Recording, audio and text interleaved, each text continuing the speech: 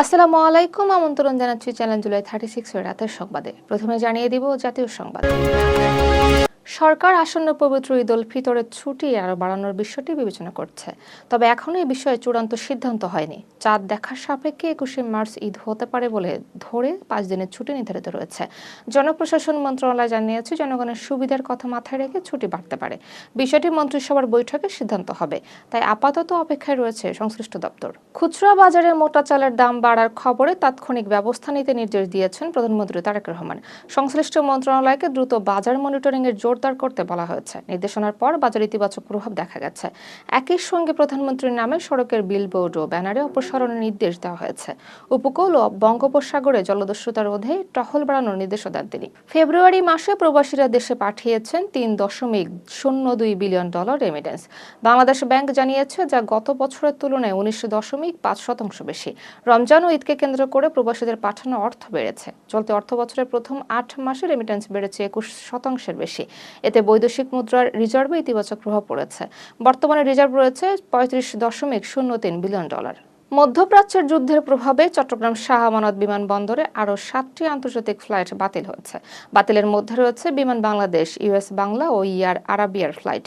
গত 4 দিনে মোট 35টি আন্তর্জাতিক ফ্লাইট বাতিল হয়েছে, তবে কিছু রুটে সীমিত আকারে ফ্লাইট চলাচল অব্যাহত আছে। যাত্রীদের সংশ্লিষ্ট এয়ারলাইন্সের সঙ্গে যোগাযোগ রাখতে বলা হয়েছে। পরিস্থিতির সার্বক্ষণিক পর্যবেক্ষণ করা হচ্ছে। মুন্সিগঞ্জের শ্যামল ব্যাপারী হত্যা মামলায় 3 জনের মৃত্যুদণ্ড দিয়েছেন আদালত। একই মামলায় 8 জনকে যাবজ্জীবন কারাদণ্ড দেওয়া হয়েছে। রায়ে জরিমানাও আরোপ করা হয়েছে। কয়েকজন আসামি পলাতক থাকা গ্রেপ্তারি পরোয়ানা জারি করা হয়েছে। আদালত সময় আবেদন নাকচ করে একজনের জামিন বাতিল করেন। 2023 সালে পূর্ববিরোধের জেরে এই হত্যাকাণ্ড ঘটে। বাংলাদেশের নতুন সরকারের সঙ্গে ঘনিষ্ঠভাবে কাজ করার আগ্রহ প্রকাশ করেছেন British high commissioner Sarah Cook. পররাষ্ট্রমন্ত্রীর সঙ্গে বৈঠক শেষে তিনি কথা বলেন। অর্থনীতি, অভিবাসন, নিরাপত্তা ও জলবায়ু বিষয়ে সহযোগিতা বাড়ানোর আলোচনা হয়েছে। রোহিঙ্গা ইস্যু আলোচনায় গুরুত্ব পায়। যুক্তরাজ্যে বাংলাদেশ অংশীদারিত্ব আরও জোরদারের কথা বলেন তিনি। আজ পূর্ণগ্রাস চন্দ্রগ্রহণের সময় আকাশে ব্লাড মুন দেখা যাবে। বিকাল 5টার পর চাঁদ লালচে রং ধারণ করবে। আইএসপিআর জানিয়েছে, 2026 সালে এটি একমাত্র পূর্ণগ্রাস চন্দ্রগ্রহণ। গ্রহণের সর্বোচ্চ মাত্রা হবে 1.115। পৃথিবীর বায়ুমণ্ডলের কারণে চাঁদ লালচে দেখাবে। পরবর্তী এমন দৃশ্য দেখা যাবে 2028 সালে। গোপালগঞ্জের কোটালীপাড়ায় একটি মহিলা মাদ্রাসা অগ্নিকাণ্ডে পুড়ে গেছে। গভীর রাতে আগুন লাগায় সব সম্পদ ধ্বংস হয়ে যায়। প্রায় 7 লাখ টাকার ক্ষয়ক্ষতির আশঙ্কা করা হচ্ছে। মাদ্রাসায় 85 জন ছাত্রী পড়াশোনা করে। নতুন ঘর না হলে তাদের শিক্ষা জীবন হুমকিতে পড়বে। কর্তৃপক্ষ প্রশাসনের সহায়তা চেয়েছে। দর্শক, এখন জানিয়ে দিব আন্তর্জাতিক সংবাদ।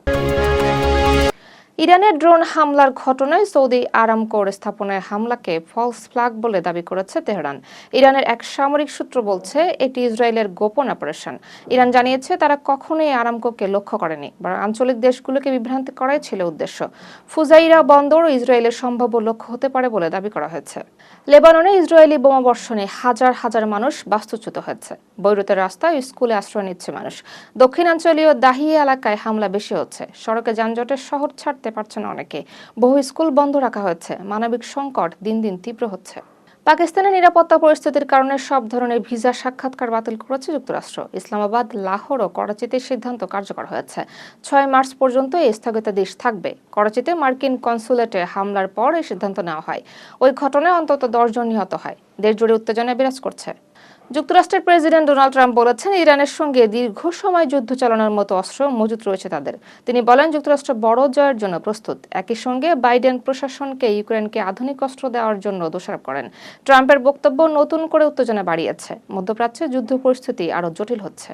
মধ্যপ্রাচ্যের কয়েকটি দেশ ছাড়তে মার্কিন নাগরিকদের তাগিদ দিয়েছে যুক্তরাষ্ট্র। বাহরাইন, কুয়েত, কাতার, সৌদি আরব সহ 16টি দেশের নাম উল্লেখ করা হয়েছে। ইরান ও ইসরায়েলের সংঘাতের জেরে এই সতর্কতা। মার্কিন পররাষ্ট্র দপ্তর সামাজিক মাধ্যমে এ নির্দেশ দেয়। পরিস্থিতি দ্রুত খারাপ হতে পারে বলে আশঙ্কা করা হচ্ছে। ইরান যুদ্ধের কারণে ঐতিহাসিক স্থাপনার নিরাপত্তার চেয়ে উদ্বেগ জানিয়েছে ইউনেস্কো। তেহরানের গোলস্তান প্রাসাদ ক্ষতিগ্রস্ত হওয়ার খবর পাওয়া গেছে। এটি ইউনেস্কোর বিশ্ব ঐতিহ্য স্থানের তালিকাভুক্ত। ইউনেস্কো আন্তর্জাতিক আইন মেনে সাংস্কৃতিক স্থাপনা রক্ষার আহ্বান জানিয়েছে। যুদ্ধের প্রভাব ঐতিহ্যের উপর পড়ছে বলে সতর্ক করা হয়। সৌদি আরামকোতে হামলার পেছনে ইসরায়েলের হাত রয়েছে বলে দাবি করেছে ইরান। এটিকে পরিকল্পিত ফলস ফ্ল্যাগ অপারেশন বলা হয়েছে। ইরান বলেছে তারা আঞ্চলিক তেল অবকাঠামোতে হামলা চালায়নি, বরং ইসরায়েল ইরানকে দোষী প্রমাণে কৌশল নিয়েছে। তেহরান আন্তর্জাতিক মহলকে সতর্ক করেছে। আঞ্চলিক উত্তেজনার কারণে কাতার সব দেশের নাগরিকদের ভিসার মেয়াদ 1 মাস বাড়িয়েছে। বাংলাদেশিরাও এর আওতায় পড়বেন। সিদ্ধান্তটি 28 ফেব্রুয়ারি থেকেই কার্যকর হয়েছে। স্বয়ংক্রিয়ভাবে ভিসা বাড়বে, কোনো ফি লাগবে না। পরিস্থিতি বিবেচনায় মেয়াদ আরও বাড়তে পারে। কাতার সরকার নাগরিকদের আশ্বস্ত করেছে। দর্শক, এতক্ষণ সাথে থাকার জন্য ধন্যবাদ।